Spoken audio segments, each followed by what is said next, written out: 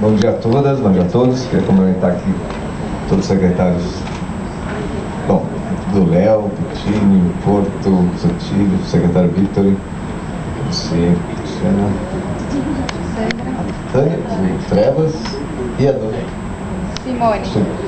A todos aqui do público. Eu vou ser bem breve, né? Primeiro, eu trago aqui saudação do ministro Arthur, né? O ministro Arthur não pôde vir, ele está numa agenda fora do país, mas ele fez questão que a gente estivesse presente aqui, acho que por uma razão muito importante. Assim, a experiência de Braços Abertos é um marco, né? Eu entendo assim, um marco histórico, né? No modo de fazer política pública no país, né? O Fernando Haddad, o prefeito, já colocou essa questão, vai muito além da questão de álcool e drogas. Na verdade, a meu ver,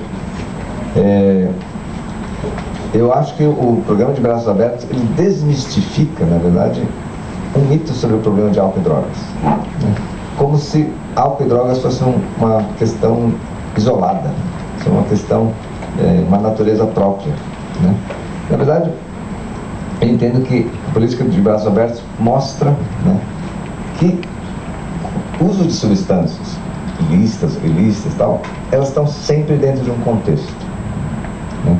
E a questão do contexto é fundamental poder compreender que o contexto é mais importante do que a substância, né? E a coragem que o prefeito teve, eu acho que essa é inegável, né? Que o prefeito teve que ter coragem de tomar para si essa questão, é porque ele comprou uma briga que é, de fato, para além da organização da assistência. É uma briga de paradigmas, é uma briga de mudança de visão de mundo, né? Do ponto de vista de política pública, quando o Estado, né, assume um diálogo direto com o cidadão, né, qualquer que seja o cidadão, e ouve esse cidadão e constrói, junto com os cidadãos, a saída dos seus problemas, essa é uma mudança histórica, radical, né? Porque foi uma ação direta mesmo, né? Assim, não houve, como o prefeito colocou, as pessoas estavam no gabinete do prefeito discutindo diretamente os seus problemas. Acho que isso é uma mudança de paradigma de entendimento. Por quê? Porque no momento que o Estado acolhe as pessoas que estão à margem da sociedade, né, fora da sociedade, para dentro, no próprio gabinete, só esse ato já os coloca numa posição de cidadãos, já os coloca numa posição de sujeitos de diálogo. Diferente do que historicamente a gente diz, quem está fora, a gente tem que tratar como pessoas incapazes, como pessoas inábeis, como pessoas que têm que ser guiadas ou carregadas, né, sem que eles tenham capacidade de dizer o que lhes é útil ou o que não lhes é útil, do que lhes é conveniente ou do que não é conveniente, né? Ao contrário, o que o município de São Paulo fez foi exatamente trazê-los para o diálogo, tomá-los a sério como interlocutores legítimos, né, e levar suas questões à solução, né? As soluções que são as possíveis, que é outra questão, né? Também uma mudança radical. Não se foi, olha, nós vamos conseguir fazer as coisas quando tiver isso, quando tiver aquilo, quando tiver assim, né? Com 1000 Cs, né? Se tivesse uma casa decente, se tivesse uma educação boa, se tivesse isso, então as coisas estariam modificadas. Nessa hipótese de 1000 Cs, né, nunca se faz nada. A Prefeitura de São Paulo falou assim, bom, faça com aquilo que é possível fazer, né? Foram atrás desses hotéis que, no primeiro momento, ninguém fala, mas vai pôr as pessoas nesse tipo de hotel? Ué, é o que tem, é o que é possível, e ao contrário, né? Exatamente, de situações muito degradadas, né? O fato, novamente, do Estado né, fazer interlocução com essas entidades, esses hotéis, os hotéis passam a ter um outro padrão, né? O fato do Estado falar com esses comerciantes adquirem uma outra posição, né? Então, essa forma de fazer a sociedade organizar-se pela ação do Estado, eu acho que é inusitada, é nova, é importante. Novidade também no sentido de que, além das questões muito pragmáticas, né, apostar de fato na capacidade das pessoas cumprirem as suas palavras, né?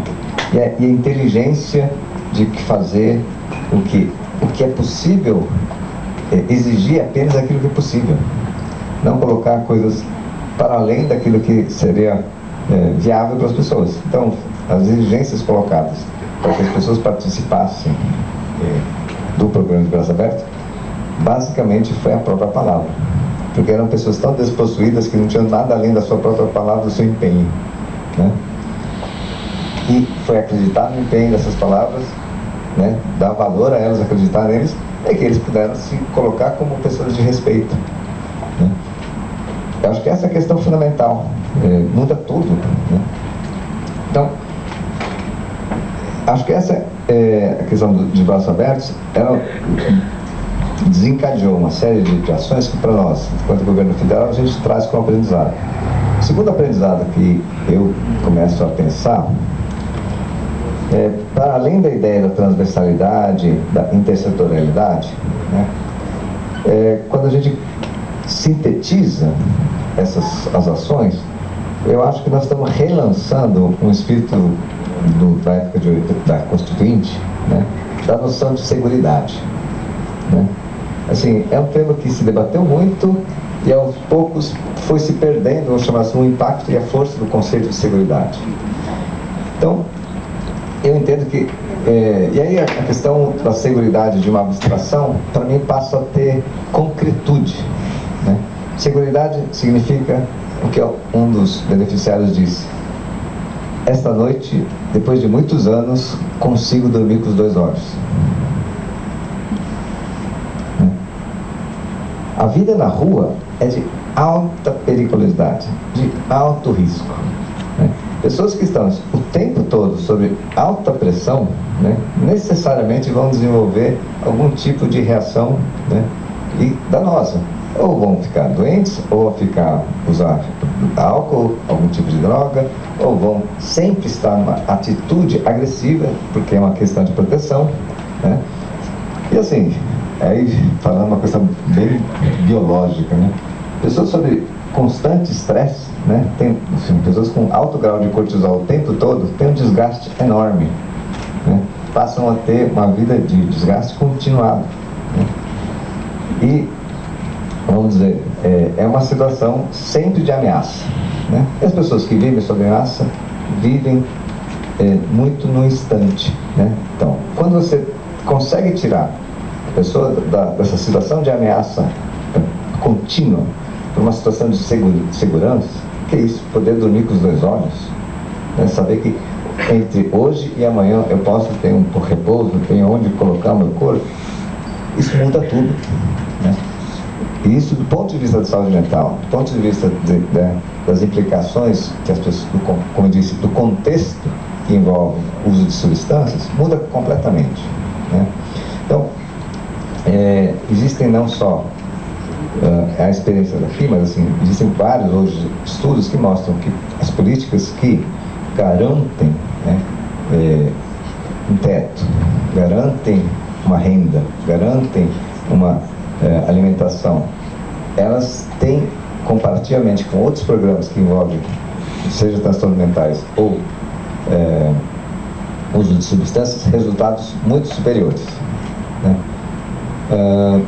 Bom, é óbvio, quando a gente para pensar, é óbvio, né? Se as pessoas não têm medo, têm segurança, então podem viver diferente. Agora, quem vive sob ameaça continuada, né, contínua, vai ter sempre um prejuízo já implícito, né? Então, eu acho que, vou encerrar aqui, São Paulo inaugura, para mim, né, uma concepção de política pública, né, que a gente deve tentar estender nacionalmente, que é o seguinte: aceitar que abaixo de um certo limiar, né, não é possível as pessoas trabalharem ou viverem dentro de um patamar de civilidade, né? As relações básicas que nós entendemos de civilidade, que é fazer contratos, cumprir contratos, né, cumprir preceitos, exigem um patamar mínimo, né, para que as pessoas possam ter a capacidade de cumprir esse contrato. Se você está abaixo, nada vale a pena, você só sobrevive. Então as regras, as normas, elas são irrelevantes para quem está só sobre o momento da sobrevivência. Acho que essa é a grande lição que a gente tem que ter para a construção da política pública, né? Criar e reforçar conceitos da seguridade, né? Acho que esse é a lição que São Paulo traz, a gente deve levar isso, porque, ao final, assim, nossa sociedade precisa galgar muitos passos para a gente elevar o nosso grau de democracia, nosso grau das nossas instituições. Mas, o IPEA soltou um estudo recente, ainda temos quase 10 milhões de pessoas abaixo da linha da pobreza, né? Isso é um desafio enorme, né? Mas certamente só com as antigas formas de assistencialismo, não só do assistência social, mas assistencialismo do Estado, né, não resolveremos, né? Nós precisamos inovar como o São Paulo tem inovado. Então, acho que este quase um ano é de grande alegria, de grande êxito, né? E a gente espero que daqui para frente a gente consiga evoluir mais e expandir a experiência de São Paulo nacionalmente. Obrigado.